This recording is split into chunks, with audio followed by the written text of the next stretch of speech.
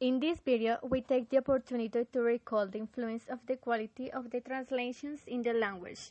On the one hand, bilingualism is fully inserted into everyday lives.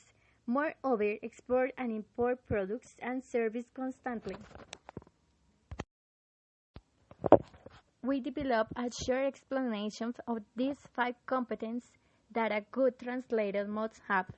Mastering these competencies enables a translator to do translations as well as expect. These competencies are language competence, textual competence, subject competence, cultural competence, and transfer competence. The elaboration for each competence is in turn.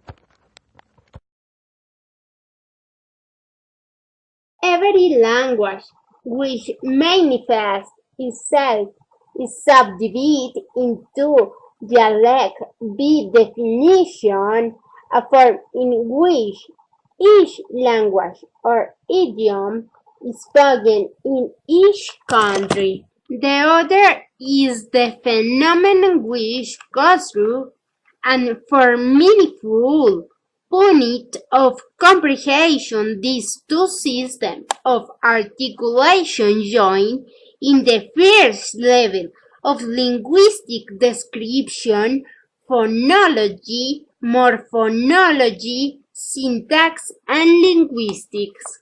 The objective of linguistic theory is the construction of a general theory of the structure of natural language as a cognitive system, which make it possible that is the mental, abstract representation which make a speaker and allow for the use language. Textual competence. In the textual competence, the traductor is able to recognize different features of the text. The knowledge in this competence lay on the expertise to distinguish convention of text, genders, text types, and the text function. In this chart, we can see a list of text types: argumentative, instructional, expository, descriptive, narrative, and some genres: comedy, legend, biography, essay, speech, textbook, and letter. Every text type has a purpose: either tell a story, provide instructions, describe a character, to persuade someone or something, or explain a theory or how things work. It's relevant to analyze and identify the purpose of the text, as well as to have clear the textual instruction before translating. The translator must be competent in the knowledge of both languages, recognize the difference and similarities, in order to avoid misunderstanding. Also, the cultural context plays an important role. In these examples, you can see that it is different to translate a formal letter from invitation. There are texts that could be translated word for word, and others that are unable to translate freely. Okay, so the next competence that we're going to talk about is subject competence. And as the name indicates, this is the competence that the translator has in the subject that he or she is working with.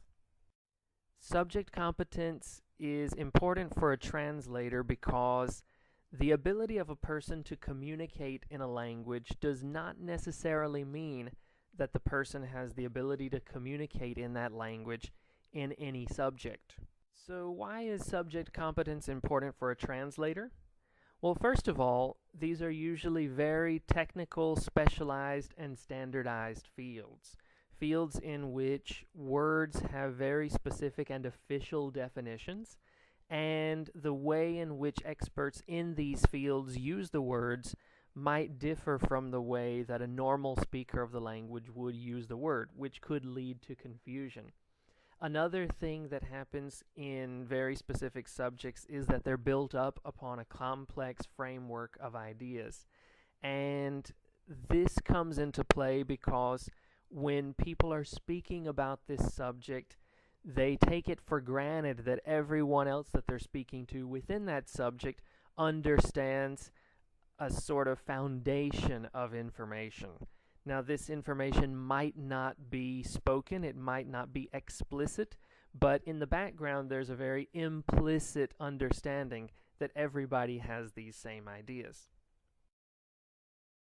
Now, how is subject competence going to affect the translator? Well, the first step is that the translator is not going to be able to fully comprehend the source text. If the translator does not know the appropriate terminology or does not have the appropriate concepts in mind, that's going to affect their ability to understand the text, which is obviously going to affect the entire translation process, including the production of the translated text. So we can have a situation in which the translator, first of all, doesn't properly understand the source text, and then in addition to that, they're also producing a text that does not follow the norms that you would find in that particular subject. So it can lead to a very different translation versus the source text. This is usually going to happen because the translator that is not competent in that subject does not handle the specific terminology that is used. They use words in a different way than the experts in that subject would expect them to be used. And the other thing is that the translator does not have the underlying unspoken context that we were talking about a minute ago, in which the people in the field are understanding things based on this foundation of knowledge that the translator simply does not have. So if we look at an example of how subject competence could come into play, we have a question here, which is how do you translate apartamento into English? And at first glance, the answer seems very obvious. It's obviously apartment. But when we start to look into the situation, we can see that there are two possible translations. One, apartment, and the other is condominium. Now, the difference here between apartment and condominium is not anything physical. They both have the same physical structure, but the difference between an apartment and a condominium is the legal status and the ownership of the property.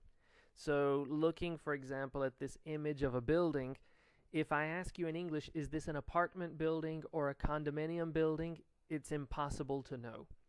An apartment means that there is one owner of the entire building, and the people who live there rent the apartment. A condominium building means everybody is the owner of their individual unit.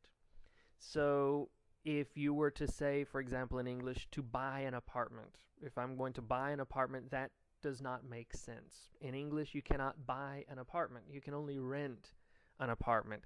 You can, however, buy a condominium. So that's one example that we have in subject competence. Another example of subject competence would be, for example, the translation of U.S. health insurance literature into Spanish.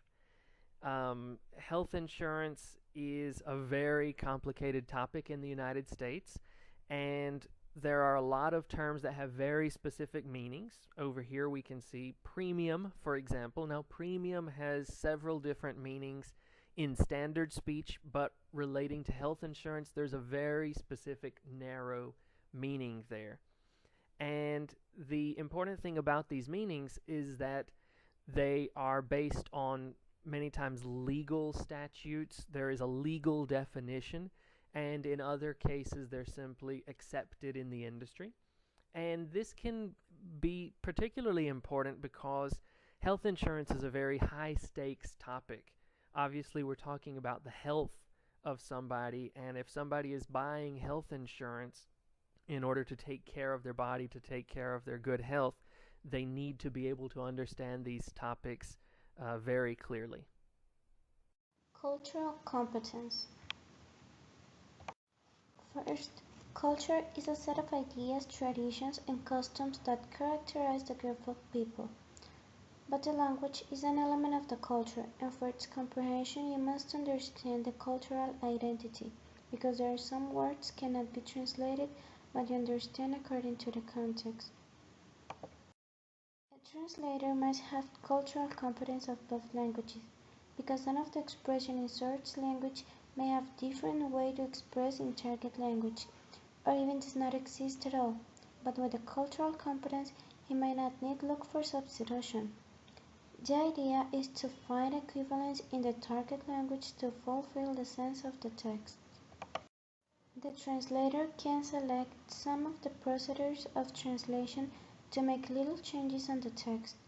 Shift is chosen as a way to do the translation in certain situations to fill semantic gap.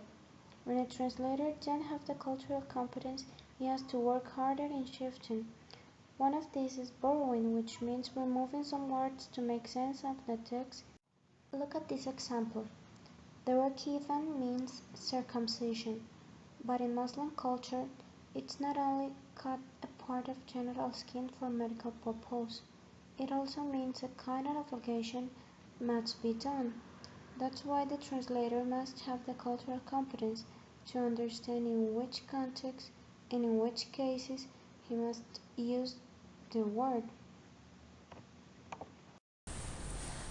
The last relation competence is transfer competence. Your process is transfer a message for source text to target text. In this example, the phrase "tell me and I forget, teach me and I remember" did involve "to me and I learn" represent the source text. We was transferred to language Português.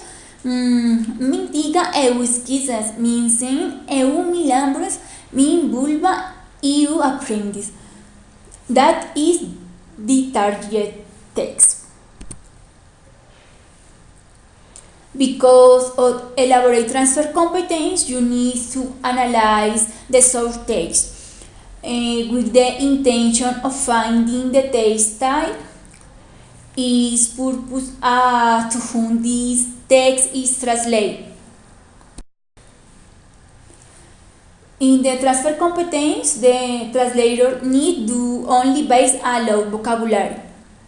He must to integrate besides of this his language and no-language knowledge, also grammatical and semantic aspect of language.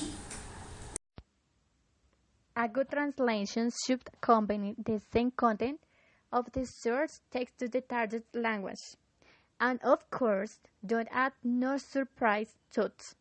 The registrations of the source text, expressions, terms, terminology should be more correctly, and as the text was created for a specific purpose and endurance, it must respect the spirit and purpose of the original text so that translation provokes the same effect.